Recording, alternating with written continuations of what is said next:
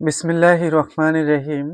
আসসালামু আলাইকুম প্রিয় ভিউয়ার্স। আশা করি মহান আল্লাহর রহমতে যে যেখানে আছেন ভালো আছেন, সুস্থ আছেন। সবার সুস্থতা কামনা করে আরও একটি ভিডিও নিয়ে আসছি আপনাদের মাঝে।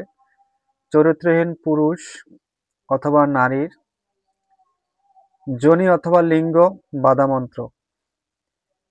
তাই সবার কাছে অনুরোধ থাকবে সম্পূর্ণ ভিডিও দেখবেন।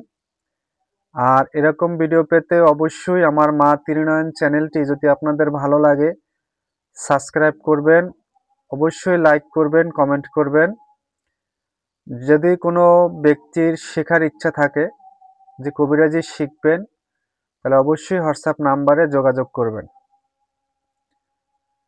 আজকের এই জনিবান অথবা লিঙ্গবান, এটাকে বানও বলতে পারেন, আবার বাধাও বলতে পারেন।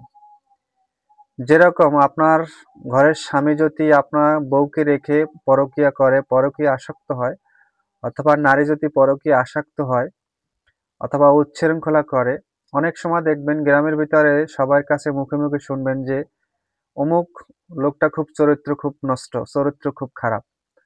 তার লিঙ্গকে আপনি বেঁধে রাখতে পারবেন, তার লিঙ্গ অকায়জা হয়ে যাবে, নষ্ট হয়ে যাবে। আর একই সেম আপনি মহিলারও করতে পারবেন, মহিলারও যোনি শুকিয়ে যাবে, সে একেবারে মনে করেন বাধা মহিলাদের মতো হয়ে যাবে, তার কোনো কাম শক্তি থাকবে না, পুরুষেরও থাকবে না, মহিলারও থাকবে না। আপনি খুব পাওয়ারফুল মন্ত্র, এরকম পরাক্রমশীল মন্ত্র। এই মন্ত্র স্বয়ং সিদ্ধি মন্ত্র। আপনি শুধু দেখে দেখে ছোট মন্ত্র পড়লেই হয়ে যাবে ইনশাআল্লাহ। সর্বপ্রথম স্ক্রিনে মন্ত্রটা দেখেন, তারপর নিয়মটা আমি বলছি, সবাই ভালো করে নিয়মটা শুনে নেবেন। আজকের এই মন্ত্রটা আপনি আপনার কঠিন শত্রু অথবা চরিত্রহীন নারী বা পুরুষ যে কোনো ব্যক্তির উপরে এটা চালাতে পারবেন। তবে হ্যাঁ, যদি আপনি দুষ্টামি করে অথবা শত্রুতামি করে কোনো মানুষের ক্ষতি করার জন্য এটা আপনি করেন, যে অমুক লোকটা খুব ভালো আছে, স্বামী স্ত্রীর ভিতরে ঝগড়া বাঁধাই দিই বা তাদের জনি নষ্ট করে দিই, অথবা অমুক মেয়ের দেখতে খুব ভালো, তার ফ্যামিলিটা নষ্ট করে দিই, তাহলে কিন্তু আপনার তাৎক্ষণিক কিন্তু আপনার ক্ষতি হবে। তাৎক্ষণিক করার, আপনি যখন এই প্রক্রিয়া করতে যাবেন, আপনি যত বড় জানতা লোকই হন না কেন, আপনার কিন্তু ক্ষতি হবে, আপনি যতই শরীর বন্ধ করেন। অনেক সময় আছে আমাদের বাংলাদেশে অল্প বিদ্যা ভয়ঙ্করী, ইন্ডিয়াতেও আছে। আমাকে একজন বলছিল ফোন দিয়া, আপনার কাছে কি বিদ্যা আছে জানি না, তবে একটা জিনিস সবসময় জানবেন, বাবার কিন্তু বাবা আছে। আমি যে পণ্ডিত, এই দেশে আর কোনো পণ্ডিত নাই, এটা কখনো চিন্তাও করবেন না। পৃথিবীতে এমন এমন লোক আছে যারা জীবনে কোনো ধরনের বাইরে কোনো মানুষের সাথে যোগাযোগই করে না, কিন্তু তাদের কাছে বিদ্যার কোনো অভাব নাই। আল্লাহর তরফ থেকে, আল্লাহ সুবহানাহু ওয়া তাআলার তরফ থেকে বিদ্যা আসতেই থাকে তাদের কাছে। আল্লাহর রহমতে তাদের কাছে বিদ্যা আসতে থাকে, এটা মনে রাখবেন। বাবার বাবা আছে। কখনো কোনো মানুষকে ছোট চোখে দেখবেন না, আর নিজেকে অনেক পণ্ডিত মনে করবেন না। আজকের মন্ত্রটা এবং আজকের নিয়মটায় আসি। যে কোনো শনিবার অথবা মঙ্গলবার যেই পুরুষ পুরুষ অথবা মহিলার আপনার যোনি বাঁধবেন, একথা কাউকে বলা যাবে না। এটা আপনার গোপনীয়তা বজায় রেখে এই কাজটা করতে হবে। কিরকম করবেন?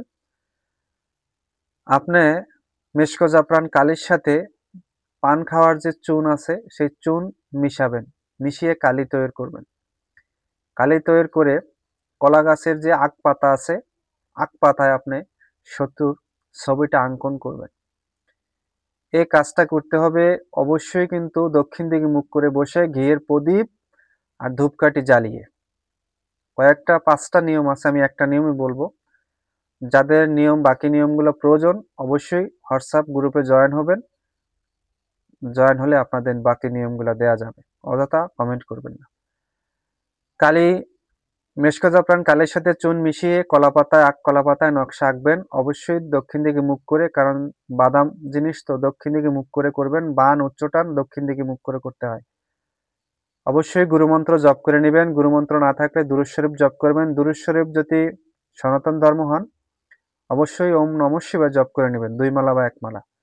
ভালো করে শরীরটা বন্ধন করে নেবেন, মাথাটা ভালো করে ঢেকে নেবেন, মাথা যেন ঢাকা থাকে এই কাজ করার সময়। আপনি যে ধর্মের হন, মাথা যেন ঢাকা থাকে। আর অবশ্যই গুরুমন্ত্র জপ করে শরীরটা বন্ধ করে নেবেন। তারপরে এই মন্ত্রটা কলাপাতায় শত্রুর ছবিটা অঙ্কন করবেন, চুন এবং মেশকোজাপ্রাণ কালি একসাথে মিশিয়ে ছবিটা অঙ্কন করে ছবিটা প্রাণ প্রতিষ্ঠা করবেন। প্রাণ প্রতিষ্ঠা আমার ভিডিওতে দেয়া আছে, প্রাণ প্রতিষ্ঠা করে নেবেন। তারপরে এই মন্ত্র 11 বার পরে 11টি ফু দিবেন। এখানে কিন্তু ফু না, এখানে বলতে হবে সু। সু, সু বললে একটা চালান লেগে যাবে। আর ফু, ফু দিয়া করে হলে ঝাড়ফুঁক। ফুর ব্যাপারটা আমি আরেকদিন বুঝিয়ে বলবো। ফু এবং সু তার ভিতর পার্থক্য কি। যেখানে সু দেওয়া হয়, ছু, সেখানে চালান। আর যেখানে ফু দেওয়া হয় সেখানে আয়ত্ত থাকে। আশা করি বুঝতে পারছেন। 11 বার মন্ত্র পড়ে 11টি ফু দিবেন। ফু দেওয়ার পরে কলাপাতাটা বাস করে 3 রাস্তার মোড়ে গেড়ে দেবেন।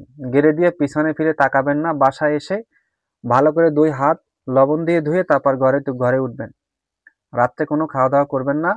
এ কাজ করবেন শনিবার অথবা মঙ্গলবার সন্ধ্যার লগালগ, মাগরিবের নামাজের একটু পরে করতে হবে, প্রথম প্রহরে। সন্ধ্যার পরে, সন্ধ্যা যখন নেমে আসে তারপর একটা প্রহর হয়, প্রথম প্রহরে এই কাজটি করতে হবে। আশা করি সবাই বুঝতে পারছেন।